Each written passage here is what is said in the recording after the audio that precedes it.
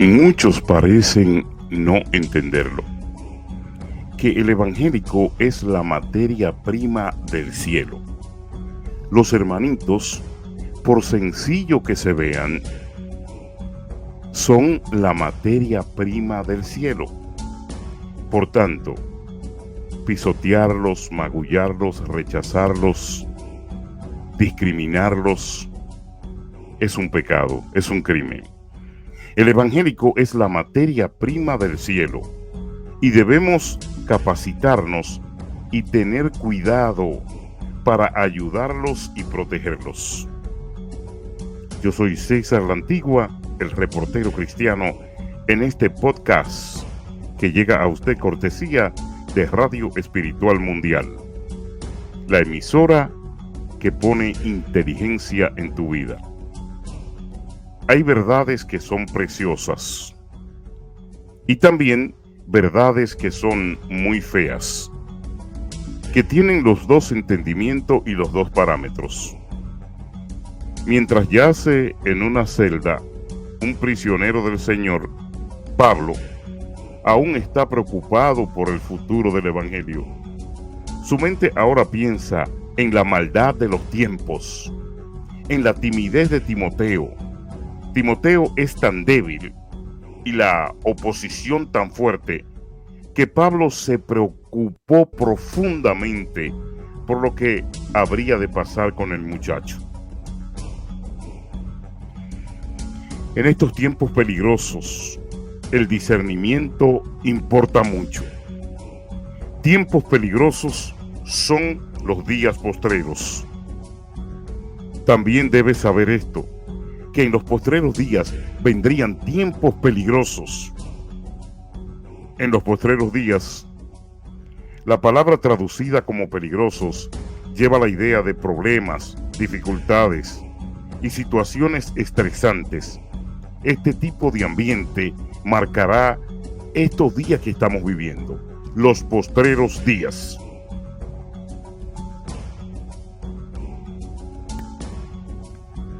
La palabra fue usada en griego clásico, por tanto, los peligrosos animales salvajes, como para también el mar embravecido, su otra única aparición en el Nuevo Testamento es en la historia de los endemoniados gadarenos, que eran tan feroces e indomables como las bestias salvajes, y a quienes Mateo describió tranquilamente, con mucha explicación, como feroces, que nadie podía pasar por el territorio en que habitaban.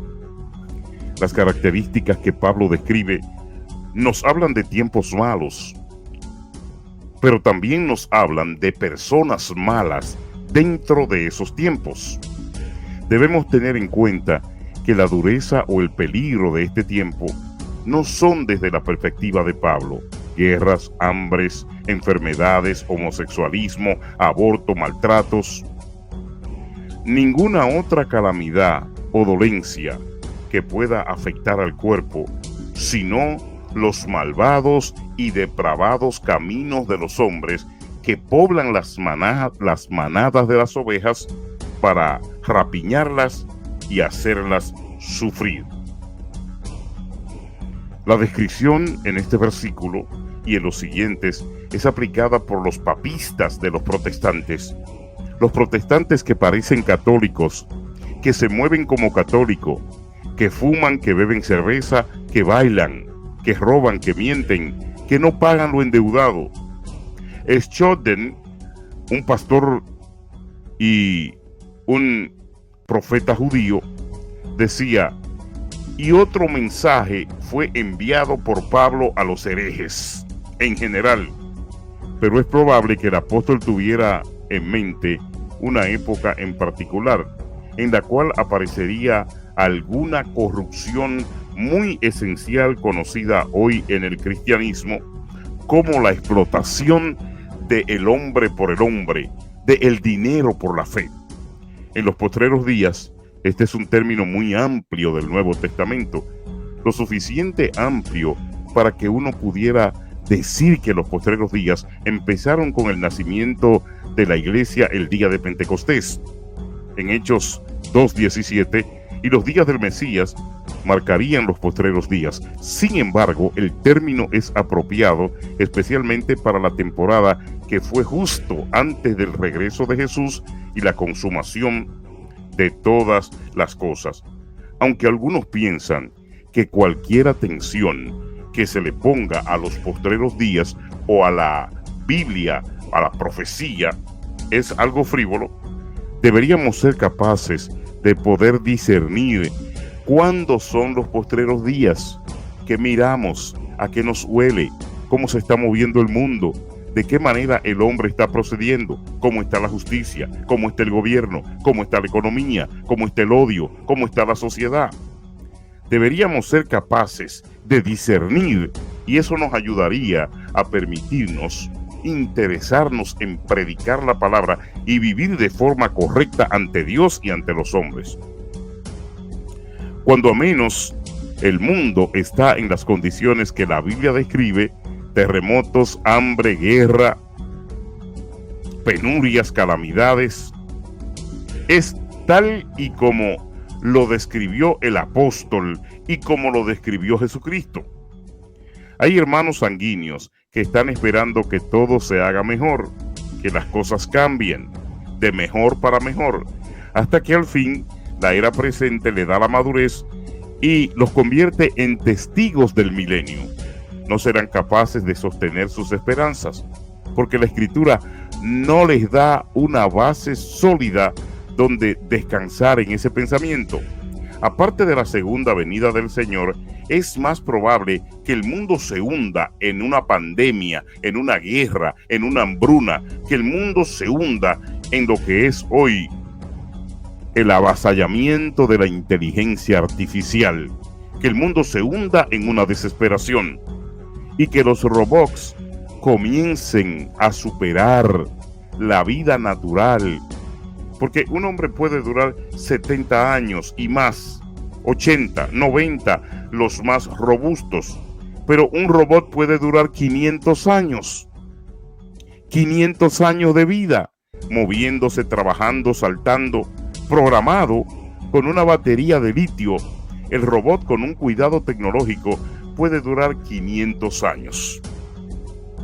Jesús respondió a los líderes religiosos de su tiempo, porque no entendían o no querían entender el significado de los últimos tiempos. Jesús le dijo: hipócritas, que sabéis distinguir el aspecto del cielo, mas las señales de los últimos tiempos las ignoran, porque no quieren predicar el rapto, porque no quieren despegarse de la teta, porque quieren seguir en la tierra, quieren seguir estafando, robando, manipulando, mintiendo. Hipócritas, le dijo Jesús. Es posible que Jesús le diera la misma reprimenda a algunos cristianos de hoy que tratan de desentenderse del interés de reconocer los días postreros, y no de reconocerlo, sino de predicarlos en los púlpitos, en la radio, en la televisión, en la internet, predicar sobre los días postreros. Una descripción de la condición humana no está lejos de ser sinceros con nosotros mismos. Habrá hombres amadores de sí mismos. Esto es ciertamente característico de nuestra época presente. Racistas, sucios, negociantes, cerdos, puercos, enamorados de la avaricia, prostitutas de altar, ladrones, políticos rastreros, vendedores de la conciencia del cristiano, de la obra y de la iglesia. Los hombres y las mujeres son motivados a amarse a sí mismos, pero se ha perdido esta consideración. Aman lo que le puedan quitar el chicharrón al cerdo. Se le dice a la gente que los amamos, pero en la iglesia son un número más, como un cementerio, un hospital, un número más que es equivalente a cuánto pueden dar o cuánto pueden aportar. Desafortunadamente, el amor a la personalidad humana tan saludable se ha perdido en la iglesia de Cristo. No necesitamos ser motivados a amarnos a nosotros mismos. Ese amor está en nosotros por naturaleza. Tampoco debemos ser enseñados a odiarnos a nosotros mismos. Pero como dijo Pablo en Romanos, digo pues por la gracia que me es dada, que cada cual